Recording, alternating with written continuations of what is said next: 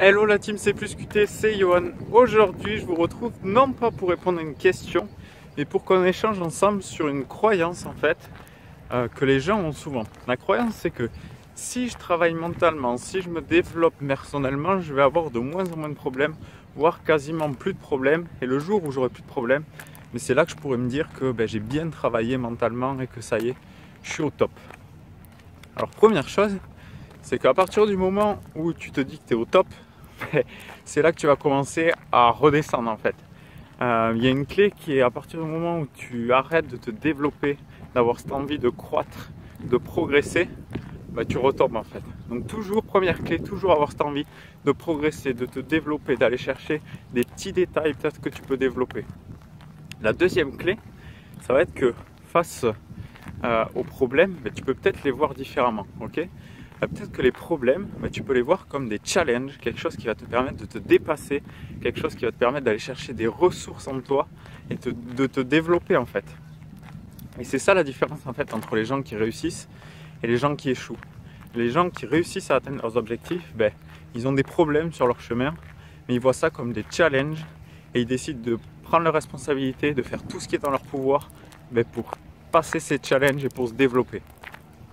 Ceux qui ne vont pas réussir, en fait, ceux qui vont échouer, dès qu'il va y avoir un problème, soit ils vont mettre la faute sur quelqu'un d'autre, soit ils vont chercher des excuses. Ils ne vont pas prendre leurs responsabilités, ils vont subir.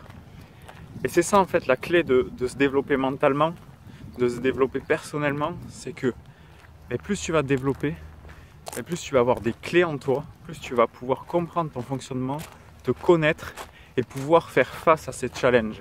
Okay. Et plus tu fais face à des challenges, plus tu t'enrichis. Parce qu'au final, en fait, c'est pas le but qu'on cherche à atteindre, c'est la personne que l'on devient en fait en allant à la conquête de nos objectifs. C'est ça qui est vraiment intéressant. Et si on prend Roger Federer ou Rafael Nadal il y a un an, ils étaient plutôt dans leurs problèmes. Ils galéraient un petit peu. Rafa, il n'avait pas de sensation. Roland Garros, obligé d'abandonner. Federer aussi un petit peu en galère. Sauf qu'eux, ils ont un rêve, ils ont un objectif. Rafael Nadal, c'était gagner un dixième titre à Roland Garros. Roger, c'était revenir au meilleur niveau. Et ce qu'ils font, c'est quand ils ont des problèmes, ils ont un rêve qui leur tient à cœur.